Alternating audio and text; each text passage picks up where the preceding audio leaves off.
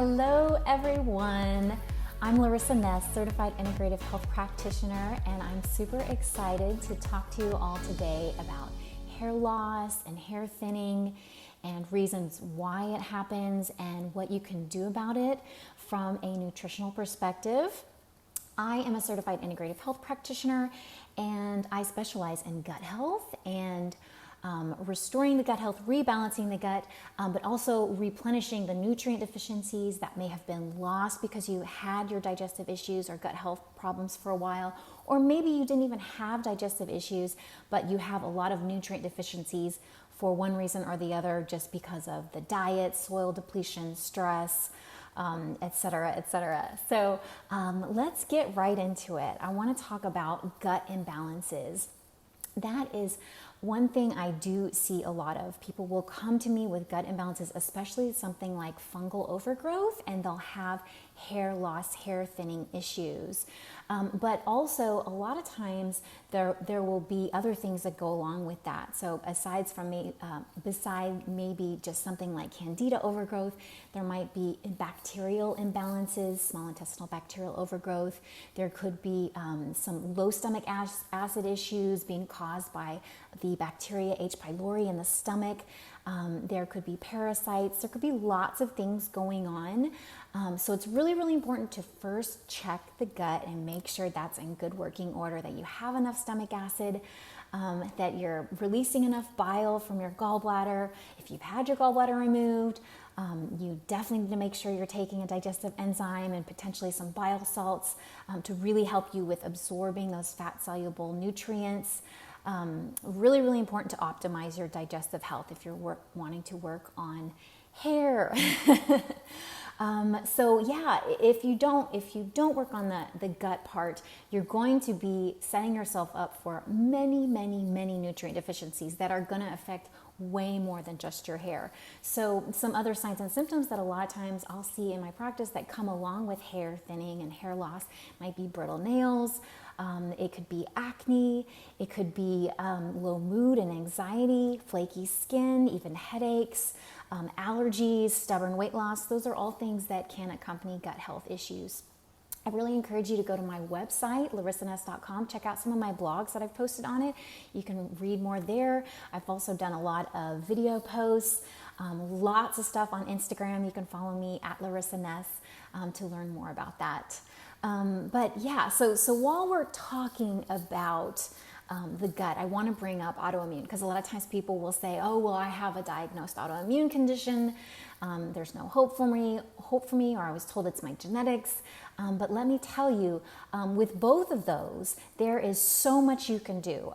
With genetics, we now know we can control up to, it's kind of estimated around 90 to 95% with our diet, lifestyle, and supplementation, our nutrients, all of these things that play into how our genes are expressing, and gut health is one of them.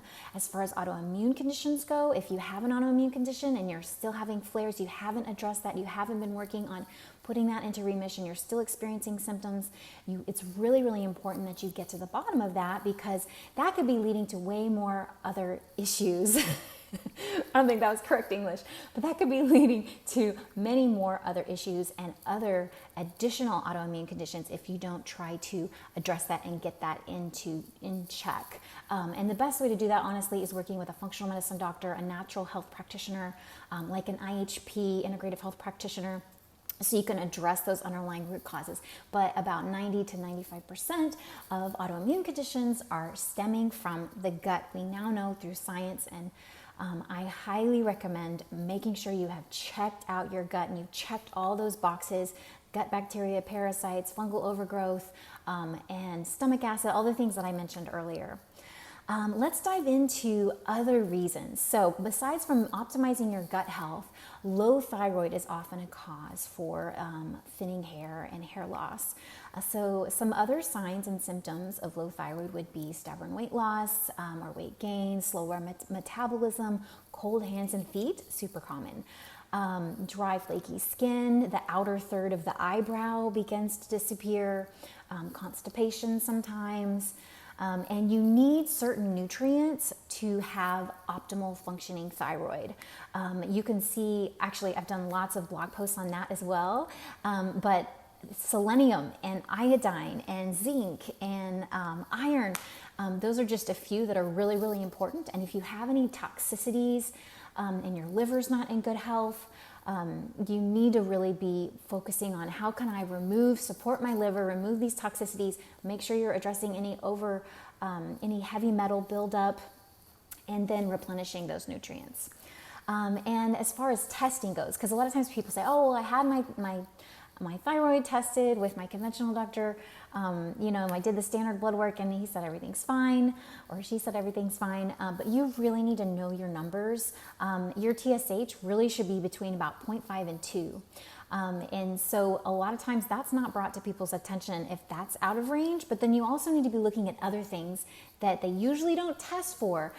So you really have to take back control of your health. And if you are having any of these symptoms, I highly recommend, working with an IHP or a functional medicine doctor, where they can also be looking at things like free T3, free T4, TPO antibodies, all of those things, and making sure you're really fully supporting your thyroid function. Other imbalances can be an issue and be causing hair loss and hair thinning. Estrogen, progesterone.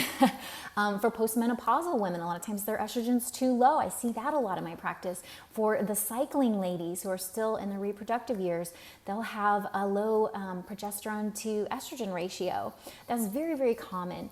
It's too low, or their testosterone's too high. Which, by the way, if you have a diagnosed condition like PCOS, for example, it's really important that you're checking all of these and looking at them with a functional medicine lens, if you will, and optimizing those as best as you can, so you can get rid of all of the other symptoms that would be going along with that. DHEA, you want to be checking your DHEA. That's like the youth hormone. Cortisol 4 times throughout the day. Stress hormones play a big role. I'm going to talk about that later. Insulin, hemoglobin A1C, making sure your blood sugar is in a good space. And then vitamin D, right? Vitamin D is so important. And so many people run their standard blood work and they're told their vitamin D is okay. It might be in the 30s. No, we want it above 50, about between 50 and 80 nanograms per milliliter. So because you're going to hear me talk about vitamin D a lot. I have talked about it in so many of my other videos. Vitamin D is involved in over 2,000 genes, okay? So it is super, super important. You want to make sure it's between 50 and 80 nanograms per milliliter. And all of these things that I just talked about, you can easily run these at home with a simple finger prick test to look at the thyroid, and then a saliva sample, which is very accurate to look at hormones and your cortisol 4 times throughout the day. You can just order an easy at-home lab test kit, and it'll come with a consultation from me, or if you're ordering from another IHP, and you can go over the consultation over Zoom, kind of just like we're talking today, and get a whole personalized wellness plan and find out exactly what's happening with your diet. What do you need to change? Do you need to make some lifestyle changes? Are you exercising too much? Are you exercising not enough?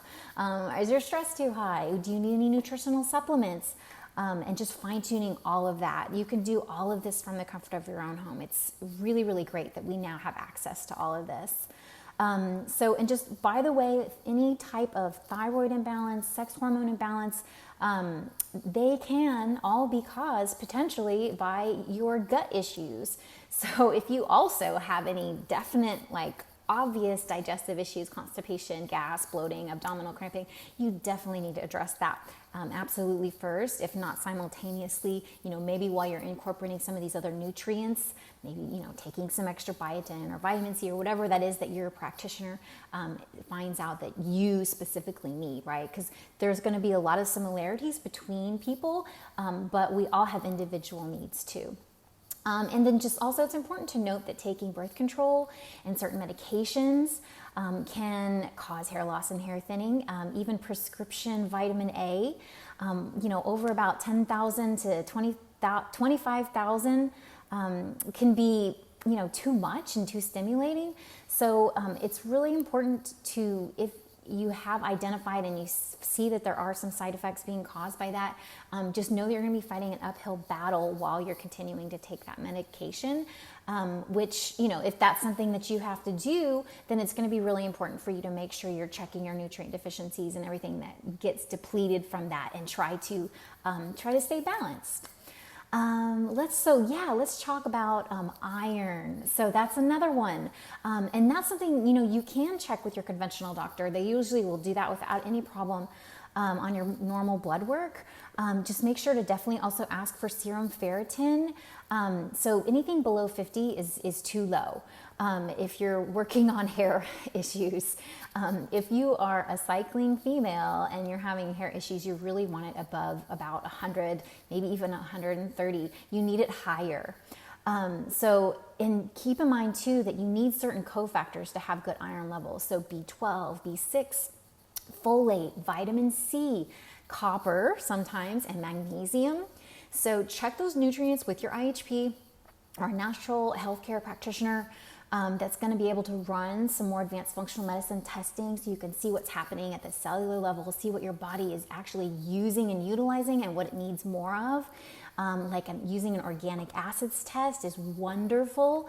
That's something I offer in my practice. We call it a Candida metabolic vitamins test. It only requires a simple sample of urine, and you just send it off to the lab, get your results, and then you talk to me or your IHP online.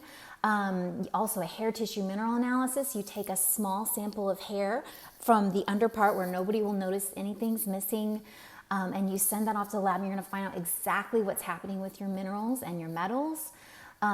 Standard blood work is just not going to give you the data that you need for these types, for these cofactors. So you can just easily run them all at home. If you would like more information, feel free to go to my website, larissaness.com, because I do offer all of those there. Also, you want to make sure you're addressing stress. Stress is important. I think it's a little more well known that stress can cause hair loss, hair thinning, but you have to get it in check. And that's why I recommend checking your cortisol 4 times throughout the day.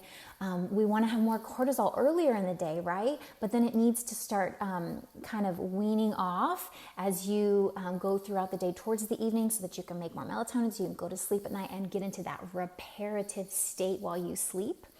But yes, stress can cause hair to fall out, turn gray, because you're demineralizing your body and working out too hard and exercising too hard and not giving yourself enough time to recover. That can be a stressor on the body. It is. So if you are an avid exerciser, that's super, super important to make sure you're getting enough protein and making sure you have the minerals that your body needs. If you aren't eating a balanced diet, this could be causing issues. You need some carbs and you need macronutrients. It's really, really important. So you need to figure out what's right for you. That's the best thing to do, is do some testing so you know exactly what's happening in your body. I love the organic acids test as a starting place, because then we can see, okay, how are you functioning metabolically? For protein, just as a quick side note, you roughly need about half your healthy body weight in grams per day. Some people say about 8.8 grams per kilogram of body weight. It's an easy way to remember it. But usually between 50 and 85 grams of protein per day. So just to kind of wrap it up, I just wanted to say in summary, we want to definitely check our gut health. Do a gut check.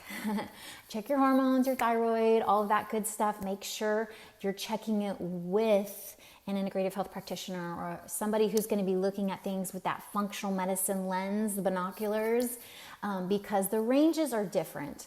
That's really, really important. And then make sure you've checked for those nutrient deficiencies that I was talking about earlier. Functional medicine testing is the best way to do that, because functional medicine testing allows you to identify these metabolic imbalances often before they manifest symptomatically or before they become so severe they show up on your blood work. So that is the great thing about this kind of testing. As far as like supplementing, if you want to just supplement and you're not able to do any testing right away, you want to make sure you're taking a good quality multivitamin. You might need additional B vitamins, biotin additionally, about 5,000 micrograms. antioxidants. Make sure you're eating a good healthy diet, anti-inflammatory, and keep in mind even certain healthy foods can cause inflammation and be inflammatory for certain people. So finding that individual bio-individuality, or working with somebody who focuses on bio-individuality, I should say, is going to be the best way to find the best diet for you. Because even some foods, like I test some people and they might be having a reaction to almonds, and everybody thinks, oh, well, almonds are so healthy. But if you're eating almonds every day and they're causing inflammation and they're causing a drain on your immune system and they're adding to that total body burden, that could be just building up and filling up your rain barrel, one thing at a time. It just keeps adding on. So it's nice to be able to get a nice broad overview and look at all of these things. But the top 3 lab tests that I recommend that you can all run from home would be, number 1, the stress, mood, and metabolism test. That's going to be looking at your hormones, your thyroid, vitamin D, all of that stuff. I would also recommend running an organic acids test. In my practice, we call it a Candida metabolic and vitamins test. And then number 3 would be the complete minerals and metals test, to look at all those minerals and metals. So if you go to my website, larissaness.com, you can actually purchase those that come with a private Zoom consultation and a whole personalized action plan that's going to include diet, lifestyle, and supplement recommendations specific to your symptoms and your goals and your lab results. And if you feel like you are a little bit more of a complicated case and you're wanting some one-on-one guidance and to really dive in there, and you're interested in potentially joining the private practice, you can also set up a one-on-one free little 15-minute introduction Zoom call, and we can chat and talk more. So feel free to reach out and DM me, follow me on Instagram, Larissa Ness. Check out my blog for more information. I also have a newsletter on my website where I announce monthly specials on labs and other information. So larissaness.com, and thanks so much for joining me, guys.